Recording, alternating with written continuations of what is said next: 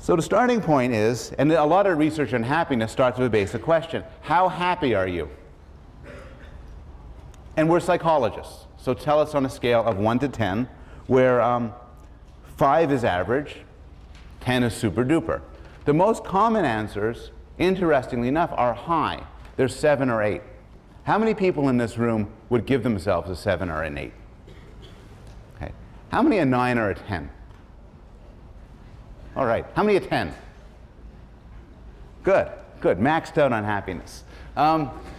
It turns out that most people think that they're pretty happy. There's a Lake Wobegon effect with happiness. Most people think they're very happy. In fact, most people think they're happier than most people, which shouldn't really happen. This question, how happy are you, from 1 to 10, has been asked all over the world. So, and it turns out there are slight differences depending on how old you are. There are slight differences depending on your place within a country, California versus New York. There are slight, subtle differences between men and women at different points. Somewhat paradoxically, although women are more vulnerable to depression than men, still, on average, women are slightly happier than men. The country-by-country data is quite interesting. In one study, they looked at 42 countries. The happiest, well, let me see. The happiest people on Earth. Well, first, no country believed they were unhappy. The people in no country of these 42 countries. I mean, you're thinking there's some really bad countries to live in, and I don't know if they were tested. But of these 42, everybody said they were above average. The happiest people on Earth? The Swiss. They think they're just so happy. I was talking to people about this last night, and they suggested chocolate. The saddest people on the sample, the sad Bulgarians. You are wondering, what about Americans? Americans are actually pretty happy. 7.7 when we are a happy country, full of happy people. Now, I'm going to talk about a lot of research that's based on the data you get when you ask people how happy they are from a scale of 1 to 10. But I'm going to be honest and tell you there are reasons to be cautious about these numbers. And the reasons come from a couple of experiments. In one experiment, they asked people inside a psychology department where there was a photocopy machine. They went up to people, the people were going up to the photocopy machine to make copies, and when they were done making copies, they asked them, how happy are you with your entire life? There were two groups. Group A, they put a dime on top of the photocopy machine. So people walked around, I'm going to have to do my figure. Oh, a dime. Oh. Other group, no dime. It turned out that when asked, how good is your whole life? Group A reported greater life satisfaction overall in their entire lives. Another study asked people how happy you are with your whole life on sunny days, like today. And people said they were happier on sunny days than rainy days. What's interesting is you can make this effect go away if you ask immediately before, how's the weather? These were done by phone interviews. And logically, what seems to go on is that if you're asked how's the weather, oh, it's really sunny outside. And then when people are asked how happy are you with your whole life, people then say, oh, okay, I'm going to take into account the sunniness when I give my answer.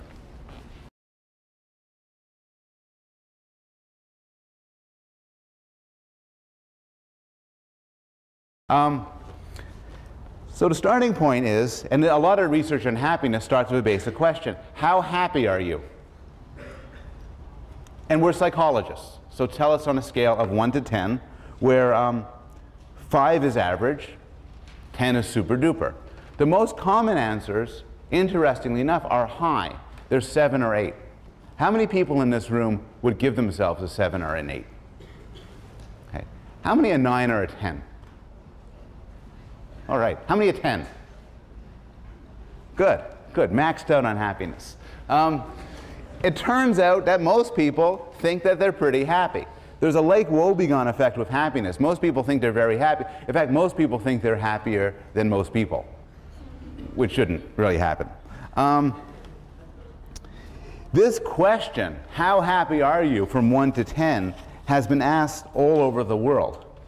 So, and it turns out there are slight differences depending on how old you are. There are slight differences depending on your place within a country, California versus New York. There are slight, subtle differences between men and women at different points.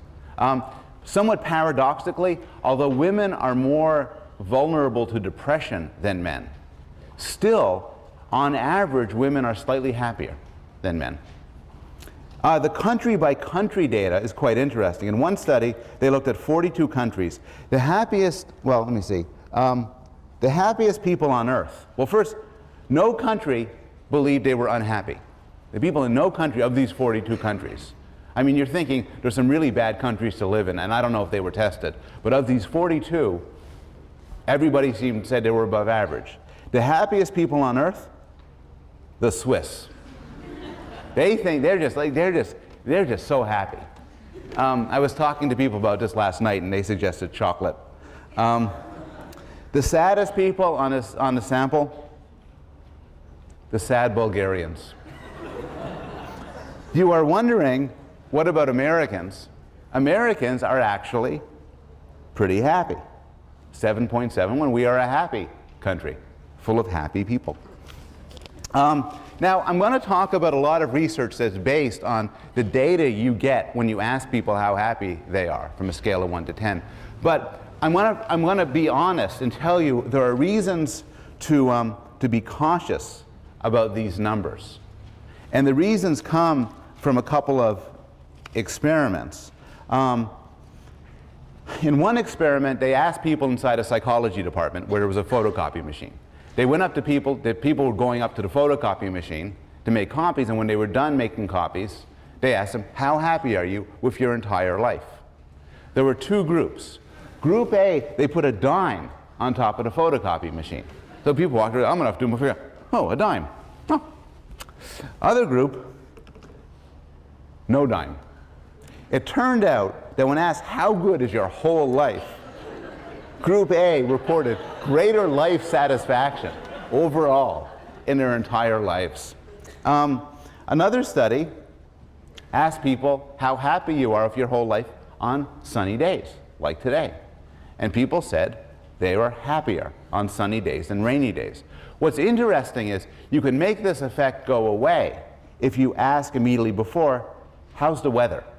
These were done by phone interviews. And logically, what seems to go on is that if you're asked how's the weather, oh, it's really sunny outside. And then when people are asked how happy are you with your whole life, people then say, oh, okay, I'm going to take into account the sunniness when I give my answer.